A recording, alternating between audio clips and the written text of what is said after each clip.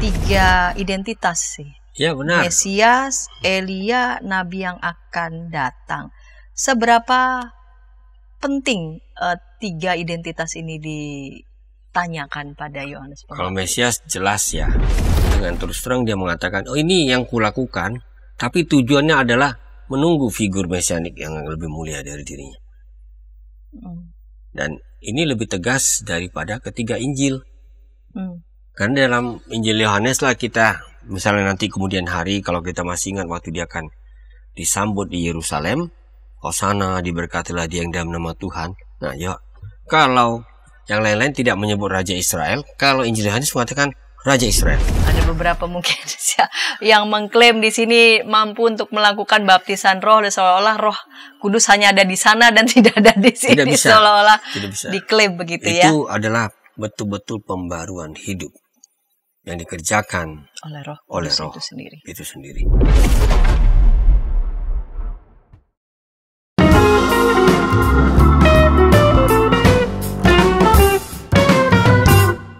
Sahabat YKB, sahabat Ngulik Alkitab, kita jumpa kembali dalam program Ngulik Alkitab. Program Ngulik Alkitab ini diselenggarakan sebagai sarana bagi kita membaca Alkitab dan mengulik setiap teks yang berharga, yang sangat bernilai bagi kita dan tentu saja melihat relevansinya untuk kehidupan kita sehari-hari. Pada episode kali ini, kita mengulik kitab Injil Yohanes setelah beberapa pekan kita bergulat dengan teks kitab Wahyu. Dan episode kali ini kita mengulik kitab Injil Yohanes yang tak kalah menariknya. Yang akan kita ulik adalah Injil Yohanes pasal 1 ayat 19 sampai 34. Saya sebagai pemandu percakapan Pendeta Santiani Manurung. Dan yang akan menolong kita mengulik teks yang menarik ini Yohanes 1 ayat 19 sampai 34 di bawah judul Bukan Aku Melainkan Dia adalah Bapak Pendeta Anwar Chen PhD. Saya mau sapa dulu. Salam jumpa kembali Bapak Pendeta Anwar Chen. Jumpa kembali Ibu Pendeta dan semua saudara yang mengikuti yang ngulik Alkitab ini. Yang wajahnya sangat akrab kita lihat pun di YouTube Lembaga Kitab Indonesia, dan begitu banyak pekerjaan beliau sana sini bolak-balik bukan begitulah saja di sekitaran Jakarta namun juga di berbagai pelosok daerah. Jadi kita bersyukur Bapak Pendeta masih menyempatkan waktunya untuk menolong kita mengulik teks Injil Yohanes ini. Baik Pak Pendeta, kita akan mulai saja. Kita akan mulai dalam doa. Pak Pendeta dapat memimpin kita dalam doa. Kita bersatu dalam doa. Terima kasih ya Tuhan untuk kesempatan ini. Kau berikan kami ruang dan waktu untuk kembali mempelajari firman-Mu.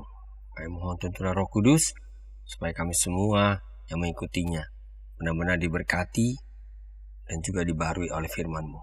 Dalam Kristus Yesus. Amin. Amin. Saya akan membaca Injil Yohanes 1 ayat 19 sampai 34. Inilah kesaksian Yohanes ketika para pemuka Yahudi dari Yerusalem mengutus beberapa imam dan orang-orang Lewi kepadanya untuk menanyakan dia, "Siapakah engkau?" Ia mengaku dan berterus terang katanya, "Aku bukan Mesias." Lalu mereka bertanya kepadanya, "Kalau begitu siapa? Apakah engkau Elia?" Ia menjawab, "Bukan." "Engkaukah nabi yang akan datang?" Ia pun menjawab, "Bukan." Karena itu kata mereka kepadanya, "Siapakah engkau? Sebab kami harus memberi jawab kepada mereka yang mengutus kami. Apakah katamu tentang dirimu sendiri?" Jawabnya, "Akulah suara orang yang berseru-seru di padang gurun. Luruskanlah jalan Tuhan seperti yang telah dikatakan Nabi Yesaya." Di antara orang-orang yang diutus itu ada beberapa orang Farisi. Mereka bertanya kepadanya, "Kalau demikian, mengapa engkau membaptis jikalau engkau bukan Mesias, bukan Elia dan bukan Nabi yang akan datang?" Yohanes menjawab mereka, "Aku membaptis dengan air, namun di tengah-tengah kamu berdiri Dia yang tidak kamu kenal, yaitu Dia yang datang sesudah aku. Membuka tali kasutnya pun aku tidak layak." Hal itu terjadi di Betania, di seberang sungai Yordan tempat Yohanes membaptis. Keesokan harinya Yohanes melihat Yesus datang kepadanya dan ia berkata, "Lihatlah anak domba Allah yang menghapus dosa dunia. Dialah yang kumaksudkan ketika kukatakan sesudah aku akan datang seorang yang telah mendahului aku, sebab dia telah ada sebelum aku. Aku pun dulu tidak mengenal dia, tetapi untuk itulah aku datang dan membaptis dengan air, supaya ia dinyatakan kepada Israel. Selanjutnya Yohanes bersaksi, katanya, aku telah melihat roh turun dari langit seperti merpati, dan ia tinggal di atasnya. Aku pun dulu tidak mengenalnya, tetapi dia yang mengutus aku untuk membaptis dengan air, telah berfirman kepadaku, jikalau engkau melihat roh itu turun ke atas seorang dan tinggal di atasnya, dialah yang akan membaptis dengan Roh Kudus. Aku telah melihatnya dan memberi kesaksian, ia inilah anak Allah. Pak Pendeta, di pasal 1 ayat 19, secara khusus ayat 19 sampai 28, tentang kesaksian Yohanes tentang dirinya sendiri. Mengenai ini, 3 kitab Injil lainnya juga menuliskannya, baik Injil Matius, Markus, Lukas. Nah, yang menjadi pertanyaan di segmen pertama pembuka ini, apa yang khas dalam Injil Yohanes kalau ternyata memang di kitab Injil Matius, Markus, dan Lukas sama-sama menuliskan figur penting ini dalam perjanjian baru, yaitu Yohanes Pembaptis. Apa pembedanya dengan yang dituturkan dalam kitab Injil Yohanes? Ya, tentu saja kita melihat bahwa Yohanes ini adalah figur yang sangat dikenal. Jadi semua kitab Injil, 4-4-nya itu mengakui dia adalah perintis untuk kedatangan Mesias, ya, Kristus. Nah, bedanya adalah kalau di Injil Yohanes kita melihat ada sedikit perbedaan penuturan, ya. Kalau di ketiga Injil, Yohanes tampil di padang gurun, dia memberitakan berita tobat, kemudian orang-orang datang untuk dibaptis, itu intinya. Tapi di sini ini bukan cerita tentang Yohanes Pembaptis, bukan pekerjaan membaptisnya itu, tapi itu lebih berbicara tentang siapa dia. Ya, karena jadi diasumsikan bahwa itu terjadi, ya, pembaptisan itu, dan itu rupanya memancing keramaian gitu, sehingga orang-orang jadi ingin tahu ini figur ini siapa sampai bisa menarik massa begitu banyak. Nah, tentu inilah yang kelihatannya membedakan Injil Yohanes dari Injil lain, karena rupanya otoritas di Yerusalem mulai terganggu, ya. Kalau terganggu atau terprovokasi, ya, ingin tahu ini siapa dia.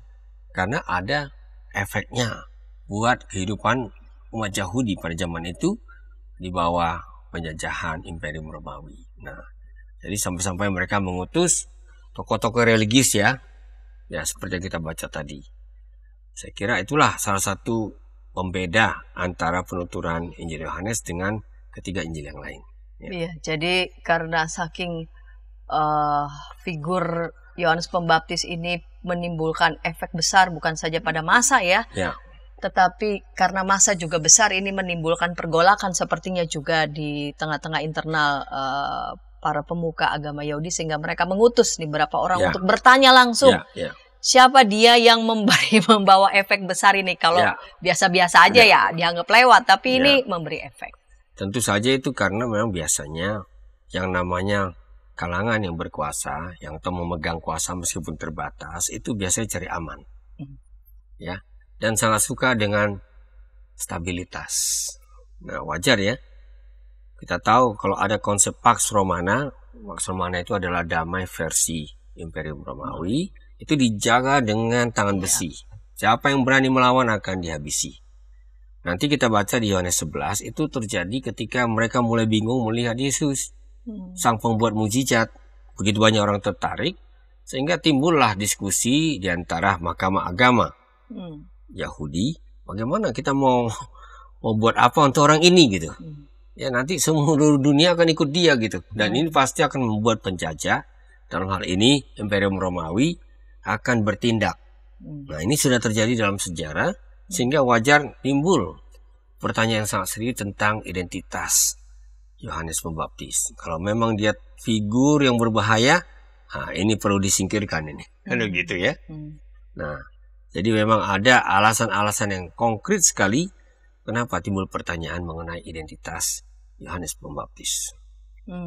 Karena itu maka muncul pertanyaan, karena memang mereka penjaga stabilitas, bisa dimengerti. Namun nanti kita akan melihat sejauh mana nih mereka mendasari pertanyaan mereka hanya sekedar bertanya atau nanti pertanyaan itu akan membawa berbagai macam efek.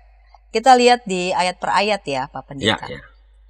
Inilah kesaksian Yohanes ketika para pemuka Yahudi dari Yerusalem mengutus beberapa imam dan orang Lewi kepadanya untuk menanyakan dia. Siapakah engkau? Ia mengaku dan berterus terang katanya, aku bukan Mesias. Kenapa langsung Yohanes Pembaptis menjawab, aku bukan Mesias, kan belum ditanya di sini. Ya, karena ya wajar ya, ada harapan-harapan politis di balik figur mesianik. Jadi kalau ya untuk menjawab dengan pendek, tanpa menimbulkan masalah, sebut aja, aku bukan Mesias, tak perlu khawatir gitu. Karena kalau seorang figur mesianik itu sampai bisa menimbulkan pemberontakan. Karena ini figur pembebas ya, dari pihak penjajah. Itu yang ditunggu-tunggu oleh umat Yahudi. Saya tidak sebut bangsa Yahudi karena mereka tidak punya kedaulatan lagi pada waktu itu.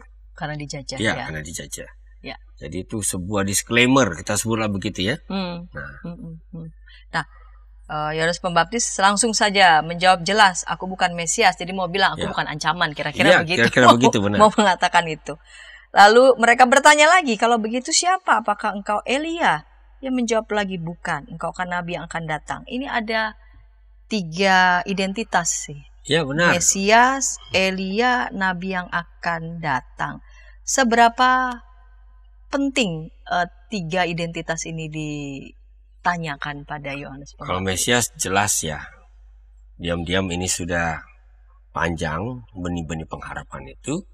Sehingga umat Yahudi yang dalam keadaan terpuruk sangat menunggu figur pembebas tadi. Yang akan tiba pada akhir zaman.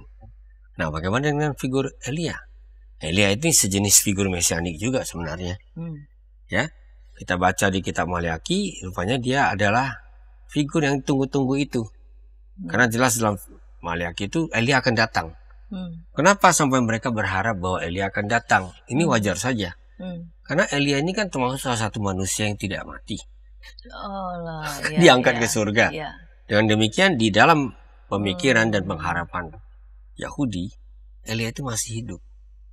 Dan dia akan datang lagi gitu. Ya, jadi sesuatu yang sebenarnya tidak terlalu spektakuler. Karena memang begitulah harapannya. Kita bayangkan misalnya ya, dalam salah satu kitab Deuterokanonika namanya kitab Ben Sirah. Wah, itu dia masih dikenang. Karena di bagian terakhir kitab Ben Sirah itu tokoh-tokoh Alkitab dikenang sebagai semacam pahlawan iman. Misalnya di situ dikatakan tentang Elia, di tengah pusaran api engkau diangkat dalam kereta kuda-kuda berapi. Nah, ini kan seperti Alkitab ya. Lalu ini ada tertulis engkau disiapkan supaya pada waktunya meredakan murka sebelum meletus dan mengembalikan hati para bapa kepada anaknya serta memulihkan suku-suku Israel. Jadi akan ada waktunya ini akan terjadi. Kan itu yang membuat mereka berharap ya. Dan nanti dalam tradisi para rabi kemudian hari, Elia memang tokoh akhir zaman. Dia akan datang kembali ya. Nah, sedangkan satu lagi yang nabi yang akan datang itu, ya ini sangat terkait dengan apa yang dikatakan dalam Ulangan pasal 18. Ayat 18 sampai 22. Karena situ ya, dikatakan ya Musa menyampaikan semacam pesan terakhir, nanti akan datang seorang nabi seperti aku. Dia akan melakukan ya berbagai hal. Dan ini langsung dikaitkan dengan figur tadi, pembebas tadi. Ya. Nah, gereja mula-mula itu langsung mengaitkannya dengan Yesus sebenarnya. Nabi yang ditunggu itu, yang akan datang itu, yang seperti Musa, itu tidak lain daripada Yesus. Dan kita tidak akan heran kenapa kalau kita masih ingat ya penglihatan ketika Yesus berada di sebuah gunung bersama dengan murid-muridnya, lalu di situ tiba-tiba hadirlah Elia dan Musa. Nah, ini kan walaupun penglihatan, tapi ini sebenarnya punya nilai simbolik. Kenapa Elia dan Musa? Karena dua-duanya menggambarkan figur yang akan datang pada akhir zaman. Nah, ini saya kira penting untuk kita sama-sama lihat. Mengapa lalu kemudian itu disebut karena memang mereka figur yang akan datang pada akhir zaman. Iya, kita lihat ayat selanjutnya, dia justru menjawab, apa katamu tentang dirimu sendiri? Kalau ini bukan, ya udah Kamu katakanlah tentang siapa dirimu sendiri, begitu ya. Akulah suara orang yang berseru-seru di padang gurun, luruskanlah jalan Tuhan, seperti yang tadi katakan Nabi Yesaya. Kita akan ulas di segmen kedua. Mengapa yang dia katakan langsung ini di ayat 23, dia sendiri yang mengatakannya. Namun sebelumnya kita dengarkan pesan-pesan berikut ini.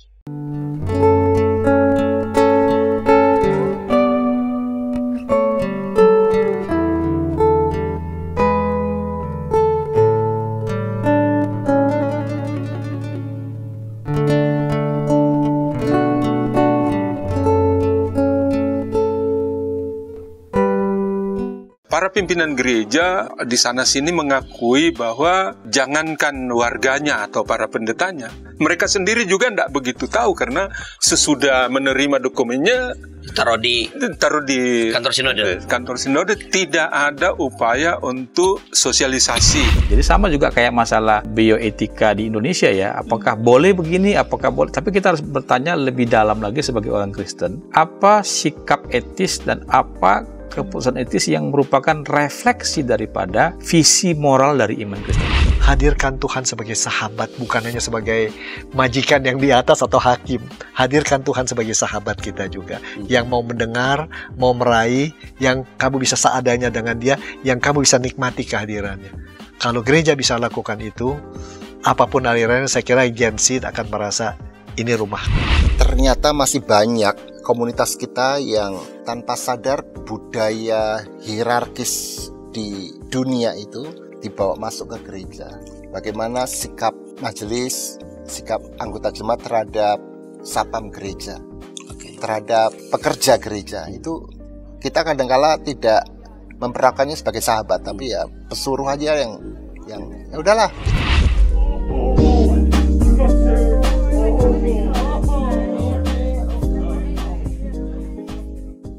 Hai kiddos. Ku datang dan Inci, betul. Kodok lumpuh dan ayam buta. Kiddy time.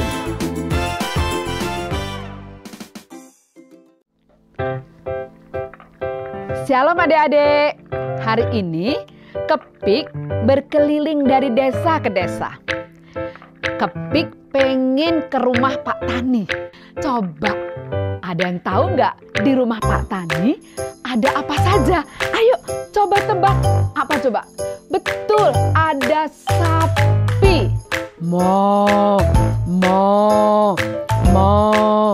Mereka sekarang rukun dan jalan bersama-sama pulang ke rumah Pak Tani. Kak Evelyn, tapi sebelum tidur aku mau dengar dongeng dulu. Katanya tadi sudah ngantuk. Pokoknya aku mau dengar dongeng dulu kakak. Jadi pangku nih. Kayak cerita ya, siap? Ayam buta hanya bisa mendengar suara orang berseru-seru sambil berlari. Lari, kebakaran.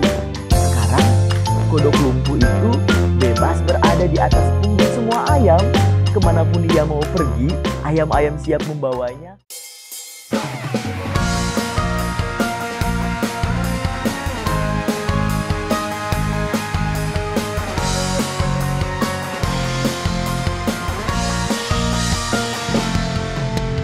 Hormat pada orang tua, menyayangi binatang, rajin ke sekolah minggu, selalu giat belajar, tidak membedakan orang, semua dijadikan sahabat, dipercaya oleh guru-guru di sekolah.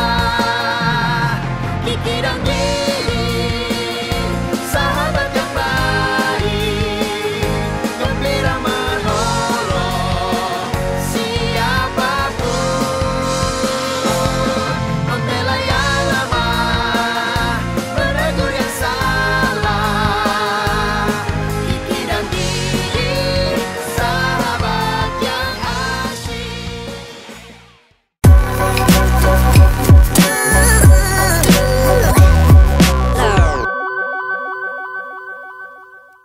Sahabat YKB, sahabat Ngulik Alkitab, senang masih bersama dengan kami dalam program Ngulik Alkitab. Pada episode kali ini kita mengulik Injil Yohanes pasal 1 ayat 19 sampai 34, diberi judul Bukan Aku Melainkan Dia.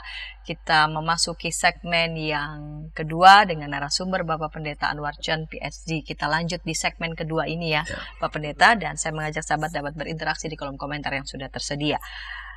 Ketika pada Yohanes Pembaptis ditanya, apa kau Mesias? Bukan. Elia bukan. Nabi yang akan datang bukan. Dan dia sendiri menjawab ayat 23, Akulah suara orang yang berseru-seru di padang gurun, luruskanlah jalan Tuhan seperti yang telah dikatakan Nabi Yesaya. Apa sesungguhnya yang mau dia katakan dengan pernyataan ini kepada mereka yang diutus untuk menanyakan siapa Yohanes Pembaptis? Ya, memang disitulah kita merasa bahwa yang dikatakan oleh Injil Yohanes ini sejajar ya dengan gambaran yang diberikan dalam ketiga Injil yang lain ya. Karena Yohanes itu kan tampilnya di padang gurun. Ya, ada di Matius 3, Markus 1, Lukas 3 gitu. Nah, kenapa padang gurun penting? Ya, ini lokasi perjumpaan Tuhan dengan umatnya. Jadi ketika umatnya itu digambarkan sebagai yang melenceng, yang katakanlah lari dari firman Tuhan, misalnya dalam kitab Nabi Hosea ya. Nah, ketika Tuhan ingin mereka berubah, itu terjadi di mana? Di padang gurun. Dia akan diajak di gurun, di sana dia berbicara baik-baik kepada umatnya itu. Dan tentu kutipan yang sangat terkenal ini itu dari Yesaya 40 ayat 3 ya. Ada suara berseru di padang gurun, yaitu memang menggambarkan pembaruan hidup. Ya, jadi padang gurun mengingatkan pemeliharaan Tuhan ya. Kita tahu mereka lama mengembara di padang gurun, tapi padang gurun juga menggambarkan semacam eksodus baru, keluaran baru ya. Jadi disitulah Tuhan mengubah jalan sejarah secara baru bagi umatnya. Makanya kalau kita baca Yesaya pasal 40, nah ini kan awal baru buat Israel dalam keadaan sudah terbuang. Dia merasa sudah terlupakan, tapi ternyata suara dari gurun inilah yang membuat mereka ingat kembali. Tuhan ingin melakukan sesuatu yang baru.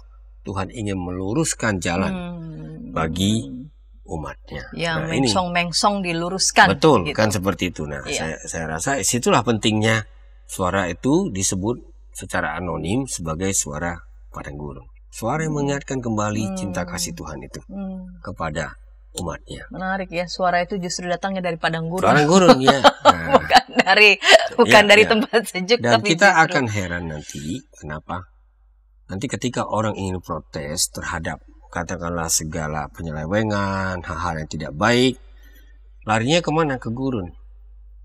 Nah, menjelang zaman Yesus ada satu kelompok. Kelompok ini sebenarnya lagi protes terhadap apa yang mereka pandang sebagai penyelewengan di Yerusalem. Yerusalem kan sudah pusat ya. Di situ ada bait suci ataupun katakanlah simbol-simbol religius ya. Di situ ada kepemimpinan, tapi mereka merasa ini semua sudah korup. Lalu kemana mereka pergi? Ke gurun, ke satu tempat yang namanya Qumran. Itu dekat Laut Mati. Di situ kerjanya apa? Mereka bertapa. Mereka di situ baca firman Tuhan, mereka menyalin kitab suci, mereka menyimpan, melestarikan gulungan-gulungan kitab suci supaya itu aman. Dan mereka mengharapkan datangnya figur mesianik yang akan membebaskan mereka dan membebaskan umat Tuhan supaya akan ada masa depan yang baru. Jadi padang gurun itu ada konotasi akhir zaman akhirnya. Ya. Dan itulah yang rupanya juga tersirat di dalam padang gurun versi Injil Yohanes ini. Menarik ini. Nah, ketika Yohanes sudah mengatakan dirinya, akulah suara orang yang berseru-seru di padang gurun, luruskanlah jalan Tuhan seperti yang telah dikatakan Nabi Yesaya.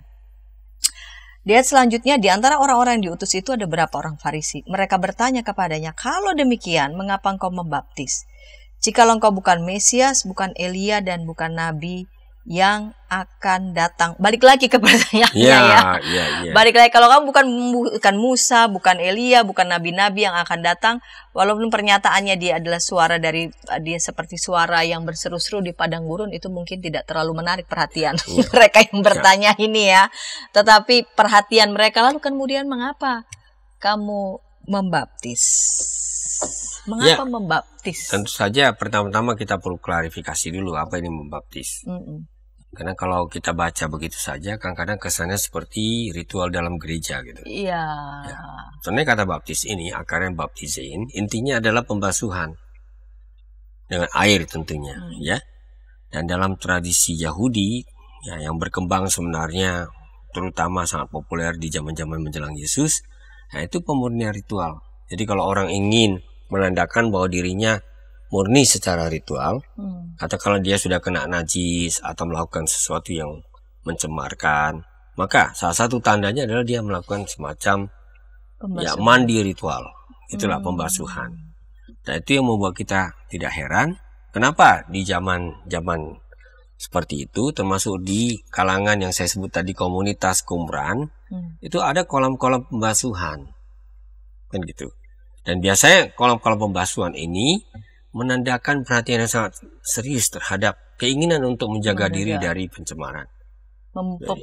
Semacam pemurnian diri. Iya, pemurnian diri. Nah, cuma tentu ada beda sedikit. Di sini Yohanes Pembaptis nampaknya ketika membaptis itu bukan sesuatu yang boleh jadi diulang-ulang terus-menerus. Kalau di Qumran memang mereka membasuh diri itu secara reguler. Ya, untuk katakanlah menandakan bahwa mereka serius tentang kemurnian. Ya, jadi ada kolamnya dan yang melakukannya diri mereka sendiri. Itu seperti membasuh diri ya. Jadi ada kolam-kolam, ada tangga-tangga mereka turun. Ya, bayangkan sendiri. Itu di padang gurun. Sudah airnya sedikit, mereka tetap berusaha supaya ada semacam pembasuhan secara ritual. Karena itu sangat penting bagi mereka. Nah, tentu figur-figur mesianik itu ketika datang tentu dia ingin membawa pembaruan. Yang bisa mereka bayangkan figur-figur mesianik ini ya menyimbolkan juga pembaruan itu melalui pembasuhan. Ya, yang kita sebut di sini pembaptisan. Jadi tolong kata pembaptisan ini kita umumkan aja dulu supaya jangan ada kesan ini ritual Kristen ini. Nah, itu ya. Nah, jadi ketika Yohanes Pembaptis melakukan upacara pembasuhan seperti itu, ya itu tentunya di sungai misalnya gitu ya. Nah, timbul pertanyaan banyak orang, terutama otoritas Yahudi ya di Yerusalem. Nah, ini apa tujuannya? Kenapa ini lakukan? Kalau dia bukan seorang figur pembebas, pembaru seperti jadi mau dikatakan siapa yang memberi dia otoritas? Siapa yang beri dia otoritas gitu. Nah, sulit orang bayangkan ada seorang nabi nyentrik gitu ya dari padang gurun ya ini melakukan pembaruan dan menandakan pembaruan itu melalui upacara pembasuhan. Bagi mereka sulit itu dimengerti. Sehingga Yohanes ini tentu diperkirakan ada tujuan di balik tindakannya. Nah, ternyata Yohanes ini kembali mengungkapkan sebuah disclaimer ya. Ya kan, aku baptis kamu dengan air dia bilang kan. Tapi di tengah-tengah kamu ada yang tidak kamu kenal. Nah, kita lihat kalau kita kembali ke pasal sebelumnya atau di perikop sebelumnya, ya firman itu yang adalah Allah datang ke dunia, tapi dunia tidak mengenal dia. Nah, inilah yang terjadi.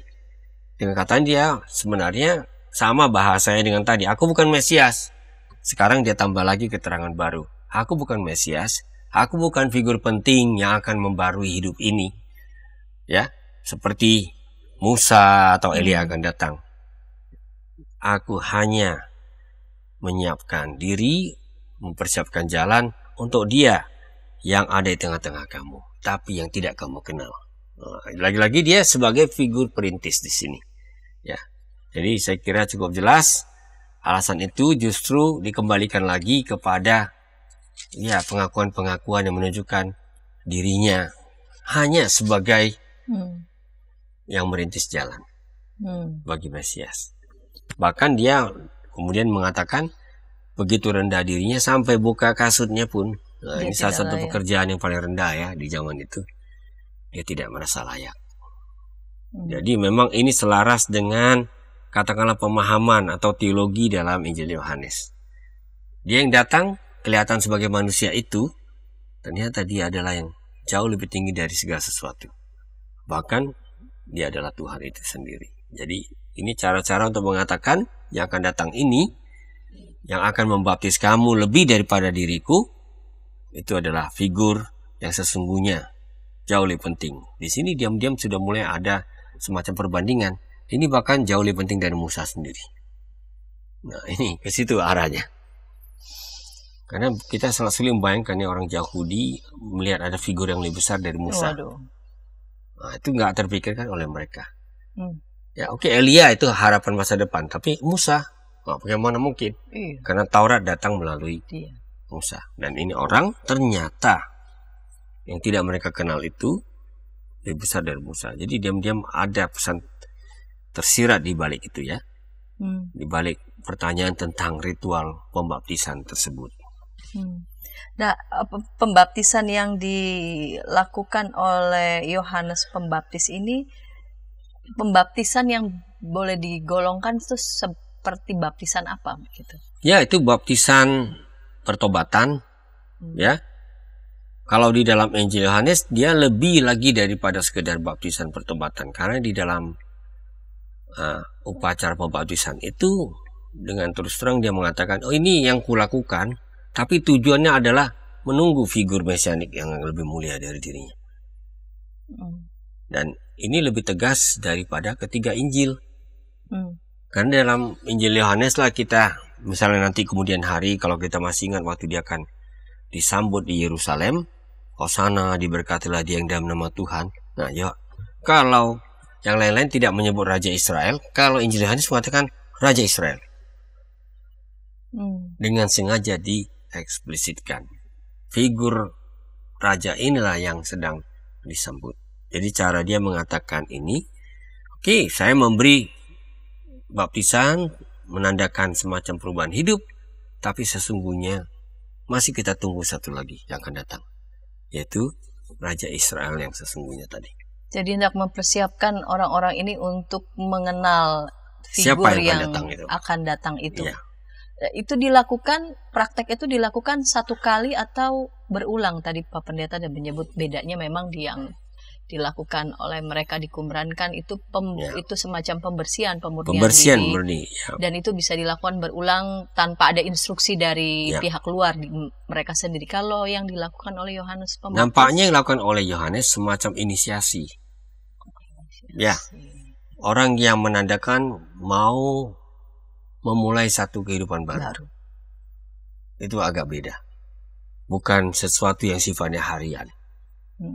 Ya, jadi kalau Anda mau bertobat, beralih kepada kehidupan yang baru, nah, salah satu tandanya dibaptis. Jadi dalam hal ini Yohanes masih sejajar dengan ketiga Injil. Ya. Ketiga Injil juga mengatakan demikian. Sebenarnya suasananya sama, tapi di sini Yohanes sangat jelas menunjuk kepada dia akan datang. Iya, Yohanes jelas menunjuk pada dia yang akan datang, dan ini kita lihat nanti perikop selanjutnya nih tentang Yohanes menunjuk kepada Yesus. Kita akan ulas itu segmen ketiga, namun sebelumnya kita dengarkan pesan-pesan berikut ini.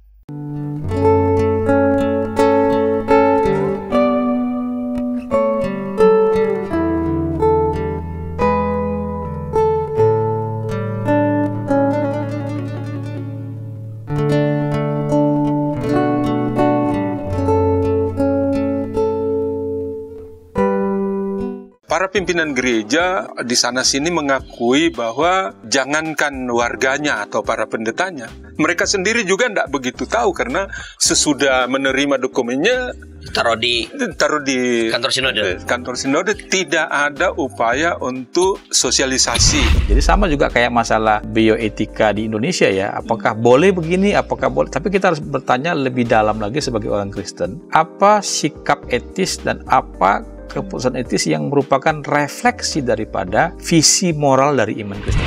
Hadirkan Tuhan sebagai sahabat, bukan hanya sebagai majikan yang di atas atau hakim. Hadirkan Tuhan sebagai sahabat kita juga, yang mau mendengar, mau meraih, yang kamu bisa seadanya dengan dia, yang kamu bisa nikmati kehadirannya. Kalau gereja bisa lakukan itu, apapun alirannya, saya kira Gen Z akan merasa ini rumah. Ternyata masih banyak komunitas kita yang tanpa sadar budaya hierarkis di dunia itu dibawa masuk ke gereja. Bagaimana sikap majelis, sikap anggota jemaat terhadap satpam gereja, terhadap pekerja gereja, itu kita kadang-kala tidak memperlakukannya sebagai sahabat, tapi ya pesuruh aja yang ya udahlah.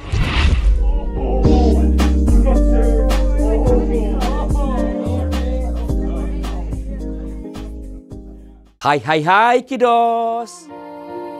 Ku datang dan Inci, betul. Kodok lumpuh dan ayam buta. Kiddy time.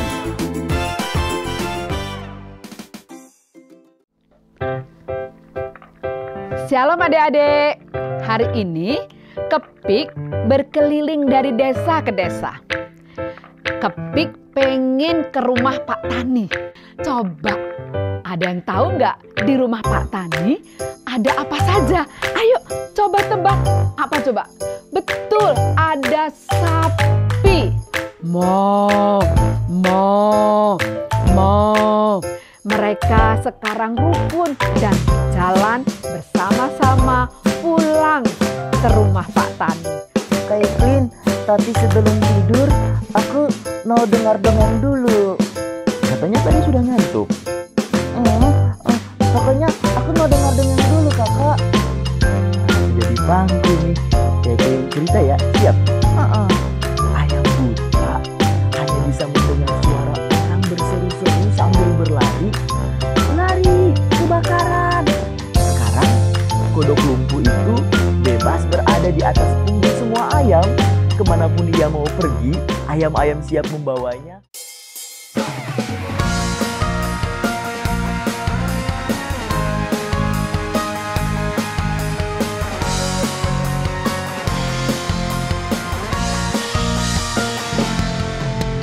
Hormat pada orang tua, menyayangi binatang, rajin ke sekolah minggu, selalu giat belajar, tidak membedakan orang, semua dijadikan sahabat, dipercaya oleh guru-guru di sekolah. Kiki dan Gigi, sahabat yang baik, gembira menolong siapapun, membela yang lemah, menegur yang salah. Kiki dan Gigi, sahabat yang asyik.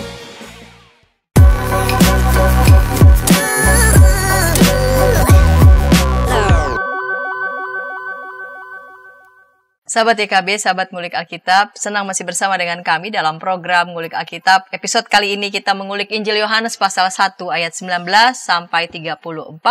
Bukan aku, melainkan dia. Kita memasuki segmen ketiga, segmen penutup dengan narasumber Bapak Pendeta Anwar Chen, PhD. Baik, kita lanjut di segmen ketiga ini ya Pak Pendeta, segmen penutup. Dan Yohanes menunjuk kepada figur yang akan datang. Dan jelas di perikop selanjutnya adalah Yohanes menunjuk kepada Yesus. Keesokan harinya Yohanes melihat Yesus datang kepadanya dan berkata, "Lihatlah anak domba Allah yang menghapus dosa dunia." Ini apa maknanya di Yesus? Yohanes melihat Yesus datang kepada, dan dia langsung berkata, "Lihatlah anak domba Allah." Jelas yang dia tunjuk, dia menunjuk Yesus dan mengatakan, "Lihatlah anak domba Allah yang menghapus dosa dunia." Ya, terima kasih Bu Pendeta. Inilah yang sungguh-sungguh menarik tentang Injil Yohanes. Ketiga Injil tidak secara eksplisit mengatakan Yesus itu anak domba Allah yang dipersembahkan. Tidak. Tapi Injil Yohanes mempunyai satu pendekatan yang lain. Meskipun itu suatu kesimpulan, sebenarnya kan suatu kesimpulan gitu ya. Iya. Dia beritahu di awal. Ini yang lewat-lewat ini, ya, yang menurut Injil-Injil lain dia yang baptis. Kan Yesus itu yang baptis adalah Yohanes Pembaptis. Nah, ini adalah anak domba Allah. Dan kalau ada julukan atau gelar anak domba Allah, nah itu langsung membawa pembaca kepada beberapa kemungkinan. Misalnya, anak domba Allah yang ya menghapus dosa dunia. Berarti situ domba ini adalah domba yang menggantikan korban. Kan gitu ya. Ada sesuatu, karena kita tahu di dalam Perjanjian Lama kalau ada kesalahan ada yang harus dikorbankan. Ya. Dan termasuk juga kalau kita masih ingat sebuah episode yang sangat menarik, bagaimana domba akhirnya menggantikan kurban Ishak. Ya, Abraham diuji ya untuk menunjukkan bagaimana kesetiaannya kepada Tuhan dan diminta untuk mengorbankan anaknya satu-satunya, bayangkan. Ini bahasanya mirip dengan Injil Yohanes ini. Ya, anaknya satu-satunya. Tapi coba kita lihat apa yang terjadi. Nah, justru tidak jadi dikorbankan anak itu, tapi domba tadi. Itu satu. Jadi ada gaung bahasa seperti itu. Yang kedua, kalau kita misalnya membaca, kalau tadi itu dalam Keluaran 22, Kejadian 22, dan ini Keluaran 12. Ya, ketika umat Israel berangkat dari Mesir, mereka sudah mempersiapkan itu Paskah.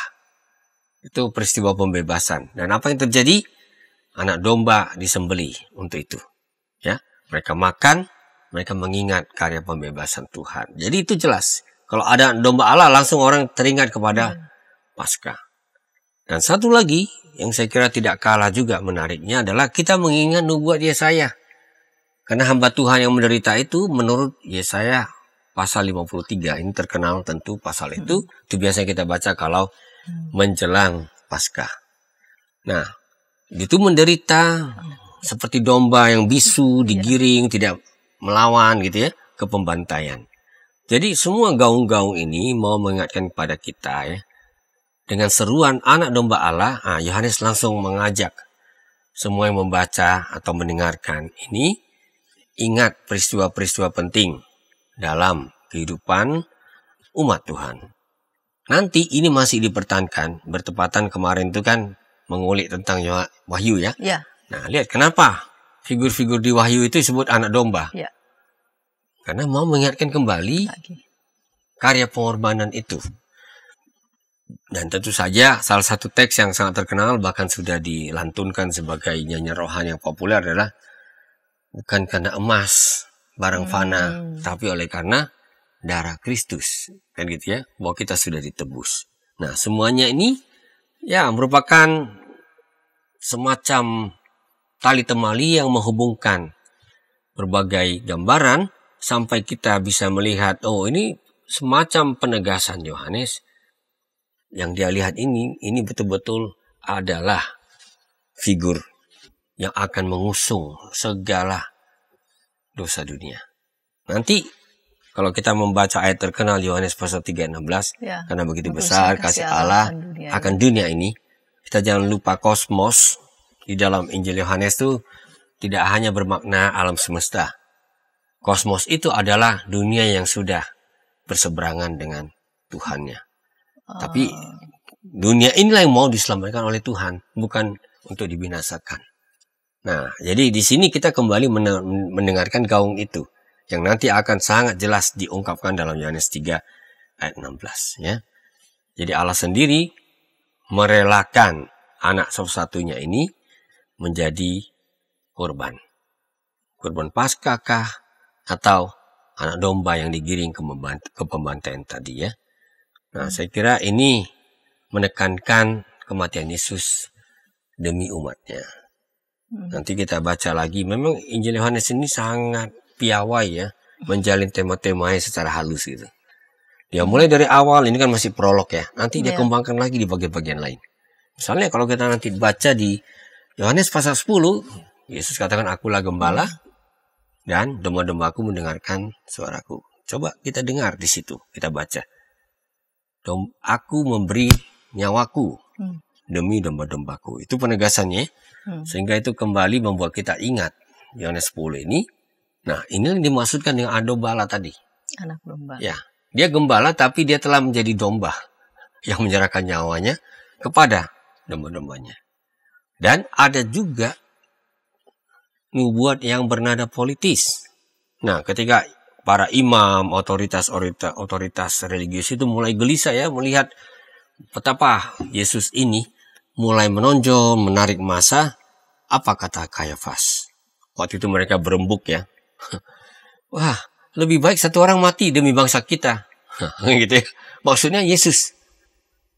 Daripada nanti tentara Romawi datang untuk menghabisi mereka. Nah, itu sisi politisnya sampai seperti itu. Jadi di dalam itu ada bukan hanya soal yang sifatnya tadi sacrificial atau ritual, tapi juga di situ ada unsur penggantian. Ya. Makanya nanti akan diingat di belakangan hari, ya, itu menjelang ya penyaliban Yesus ya. Di situ ada semacam statement yang didaur ulang, statement Kayafas. Lebih berguna jika satu orang mati untuk seluruh bangsa. Ya, jadi ya ternyata di balik seruan tadi, wah, bermacam-macam gagasan terselip. Dan itu akan mengingatkan orang-orang yang mengerti narasi-narasi Alkitab, nubuat-nubuat di dalam Alkitab. Membuat kita mengerti, ya. Dan ketika Yohanes bilang begini ayat 31, aku pun dulu tidak mengenal dia, tetapi untuk itulah aku datang dan membaptis dengan air supaya ia dinyatakan kepada Israel. Di situ Yohanes Pembaptis sedang itu sih ya, sudah berupaya untuk memberitahu mereka yang sebelumnya memang tidak mengenalnya. Ya. Di ayat selanjutnya, ayat 32, selanjutnya Yohanes bersaksi katanya, aku telah melihat roh turun dari langit seperti merpati. Dan ia tinggal di atasnya. Aku pun dulu tidak mengenalnya. Tetapi dia yang mengutus aku untuk membaptis dengan air telah berfirman kepadaku, jikalau engkau melihat roh itu turun ke atas seseorang dan tinggal di atasnya, dialah yang akan membaptis dengan Roh Kudus. Ini apa artinya ini? Yang satu membaptis dengan air, lalu dialah yang akan membaptis dengan Roh Kudus. Atau ada sesuatu hal lain yang ditambahkan? Ya, itu menarik karena apa? ini banyak diskusi tentang ini ya. Ya, rupanya pengakuan Yohanes Pembaptis tentang siapa Yesus itu juga dikemas dalam bahasa baptisan. Ya. Ini baptisan air tentu bisa dilakukan oleh siapa saja. Sampai sekarang pun itu masih menjadi ritual ya di gereja ya. Ya, orang membaptis dengan air. Karena memang air adalah bahannya. Pertanyaan yang paling sulit adalah kalau orang membaptis dengan Roh Kudus, apakah Roh Kudus bahannya? Nah, disinilah kebanyakan pakar perjanjian baru mengartikannya ini bukan soal bahan, ini lebih kepada jenis baptisan. Karena kalau baptisan air bisa dilakukan oleh figur-figur seperti Yohanes Pembaptis. Ya, begitu juga dengan figur-figur Yahudi ya, karena di zaman itu juga ada semacam proselitisasi. Orang kalau mau menjadi orang Yahudi, umat Yahudi, walaupun dia bukan orang Yahudi. Dia melalui semacam ritual ini. Ya. Tetapi yang membedakan adalah kalau ini adalah baptisan dengan Roh Kudus, ini hanya mungkin dikerjakan oleh Allah sendiri. Ya. Dan disitulah kita melihat kembali ada gema dari teks-teks Alkitab di Perjanjian Lama. Karena ini menandakan akhir zaman. Ya. Kalau baptisan air sendiri, ya itu sudah menandakan soal hidup baru. Boleh juga ada gaul akhir zaman. Tapi kalau bicara tentang pencurahan roh, baptisan oleh roh, itu pasti tentang akhir zaman. Dan hanya Tuhan yang bisa mengerjakannya. Misalnya, Yesaya 44 ayat 3 mengatakan, sebab aku akan mencurahkan air ke atas tanah haus, dan hujan lebat ke atas tanah yang kering. Aku akan mencurahkan rohku ke atas keturunanmu, dan berkatku ke atas anak cucumu. Jadi air disejajarkan dengan roh. Kan gitu ya. Nah, bukan berarti ini dua hal yang sama sekali terpisah. Tapi dia mau mengatakan ada semacam level baru ya. Yang memberi perspektif bahwa nanti di akhir zaman yang terjadi itu bukan hanya ritual air. Tuhan sendiri akan mengubah umatnya. Yaitu dengan mencurahkan rohnya. Ini dimunculkan lagi misalnya dalam Yeskiel ya. Yeskiel malah lebih jelas. Aku akan mencurahkan kepadamu air jernih sehingga kamu menjadi tahir. Nah, ini urusan air dengan tahir kembali terkait kan? Ya. Lalu saya nggak akan baca seluruhnya ya. Aku akan menyingkirkan dari tubuhmu hati yang membatu dan memberikan padamu hati yang lembut. Ya. Nah, ini satu level lagi nih. Oke, tubuh dibersihkan dari kenajisan, tapi urusan bagaimana hati dibentuk ulang, nah ini siapa yang lakukan? Rohku akan kutaruh dalam batinmu, dan aku akan buat kamu hidup menurut segala ketetapanku, dan tetap berpegang pada peraturan-peraturanku. Nah ini, Yeskiel 36, 25 sampai 27. Jadi, dengan kata lain, dengan menggunakan ya bahasa itu ya, dia akan baptis kamu dengan Roh Kudus, yang mau dikatakan adalah perubahan hidup umat Tuhan. Jalannya sejarah ke depan. Itu Tuhan yang tentukan sendiri. Jadi oleh karena itulah kita manusia, termasuk gereja, tidak bisa melakukan pembaptisan Roh Kudus ini. Yang kita lakukan, ya ini izinkan saya sedikit mulai bergerak ke praktis gereja ya. Ya, melakukan pembaptisan atas nama Allah Bapa, Anak, dan Roh Kudus. Itu menandakan sebuah jalan baru. Tetapi bahwa roh itu akan dicurahkan, ya walaupun kita yakin di dalam baptisan Allah Tritunggal ini, dia sudah hadir, tapi itu bukan manusia yang mengerjakannya. Karena kita nggak bisa mengkondisikan Roh Kudus harus ada, harus turun. Jadi satu proses yang memang ya merupakan bagian intrinsik dari pekerjaan Allah di dalam perubahan hidup. Ya. Saya kira itu mirip sekali dengan bahasa-bahasa nanti kita temukan dalam surat Paulus, yaitu ciptaan baru. Hanya Tuhan yang sanggup menghadirkan ciptaan baru. Ya, itu ya. Baik Pak Pendeta, ini mendekati menit-menit akhir di segmen ketiga ini. Kalau begitu, apa pembedanya berarti Yohanes baptisan yang dilakukan oleh Yohanes dan yang Yesus lakukan? Ya, jelas. Kalau Yohanes, dia menyiapkan jalan dengan melakukan pembaptisan tanda pertobatan. Tapi di akhir zaman nanti ketika semua mau diubah ulang di zaman baru, yang bisa dilakukan itu adalah pembaruan hidup itu sendiri. Dan itu hanya Roh Kudus yang sanggup mengerjakan. Nanti kita temukan di dalam pasal-pasal selanjutnya dalam percakapan misalnya antara Yesus dan Nikodemus. Nah, bahasanya sudah bahasa kelahiran baru. Dan kalau kelahiran baru, ya itu bukan manusia lagi yang mengerjakannya. Itu sepenuhnya adalah pekerjaan Tuhan sendiri. Saya rasa itu cukup jelas. Semoga ini membuat kita jadi berhati-hati untuk tidak langsung mengatakan, oh ada dua jenis baptisan ini. Pertama baptisan air dulu. Nanti akan dilanjutkan dengan baptisan roh. Oke, tapi siapa yang membaptis dengan roh? Itu hanya Allah yang bisa lakukan. Jadi tidak berhak nih ya. Ada beberapa mungkin yang mengklaim di sini mampu untuk melakukan baptisan roh, dan seolah-olah Roh Kudus hanya ada di sana dan tidak ada di sini. Tidak bisa. Seolah-olah Tidak bisa. diklaim begitu itu ya. Itu adalah betul-betul pembaruan hidup yang dikerjakan oleh roh itu sendiri. Ya. Baik Pak Pendeta, ini tentang bukan aku melainkan dia. Kita melihat memang figur Yohanes Pembaptis yang besar ya dalam segala kerendahan hatinya. Apa relevansinya untuk kita semua? Saya kira di zaman kita ini sangat nyata ya. Ya, salah satu analogi yang bisa kita ambil adalah ya, di zaman ini kadang-kadang orang terlalu terfokus pada pengakuan dirinya. Kalau kita belajar dari sikap ya. Yohanes coba, dia sebenarnya sudah punya pengakuan itu dari masa. Tapi dia punya perspektif yang lain. Dan dia jujur dengan perspektif itu. Oh, jangan salah. Bukan saya. Memang saya yang viral. Gitu lah. Kalau pakai bahasa sekarang ini.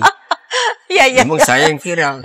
Tapi sebenarnya yang lebih penting itu ini. Orang yang bahkan tersembunyi yang kalian tidak kenal. Justru dia datang untuk membuat orang itu tersingkap. Itu dia. Sekalipun saya viral, tapi sesungguhnya bukan saya. Bukan saya. Saya itu hanya jalan untuk memperkenalkan yang lain itu. Yaitu Yesus sendiri ya. Jauh lebih utama jauh. Dan kalau bidikan Injil Yohanes sangat jelas. Yesus yang sepenuhnya manusiawi ini, Ini yang turut menciptakan langit dan bumi gitu. Iya. Memang radikal sekali bahasa-bahasanya ini. Yohanes ini memang luar biasa. Bahasanya seperti biasa saja, tapi di balik itu ada suatu kedalaman pemahaman yang sedang diungkapkan olehnya. Ya. Baik Pak Pendeta, terima kasih untuk kesediaan mengulik ini Injil Yohanes 1 ayat 19 sampai 34.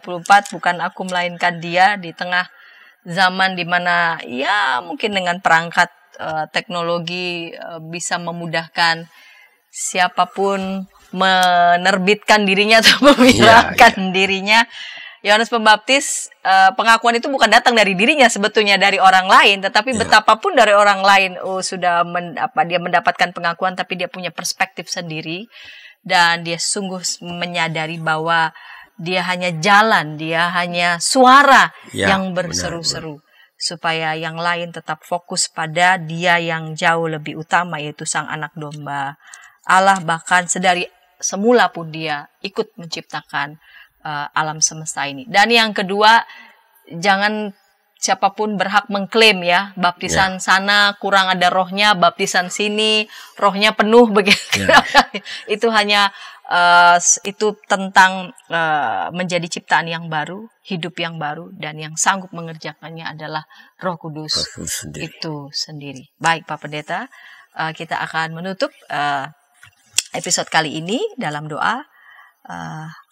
Dan sekiranya ketika tayangan ini boleh memberkati sahabat-sahabat, dapat membagikannya kepada sebanyak mungkin orang dan dapat menekan tombol like maupun subscribe sehingga boleh mendapatkan update dari tayangan YKB TV. Mari, kiranya Pak Pendeta dapat menutup dalam doa. Ya, mari sahabat mengulik Alkitab kita bersatu dalam doa. Terima kasih ya Tuhan, kami diberi sebuah perspektif tentang bagaimana hamba-hamba-Mu Engkau pakai Tuhan untuk menyingkapkan kebenaran. Dan hari ini secara khusus kami belajar dari seorang tokoh yang sangat dikenal oleh gereja, bahkan oleh umat Yahudi, yaitu Yohanes Pembaptis. Terima kasih untuk keteladanannya, terima kasih untuk kerendahan hatinya, terima kasih untuk apa yang dia singkapkan tentang kedatangan Mesias sejati itu. Dan biarlah kami juga diberi karunia untuk punya kerendahan hati seperti itu. Dan terlebih lagi Tuhan, untuk membuka hidup kami kepada Mesias yang datang bukan hanya membaptis dengan air, tapi juga membaptis dengan Roh Kudus. Roh pembaruan, roh yang memungkinkan kami lahir kembali. Dalam Yesus Kristus. Amin. Amin.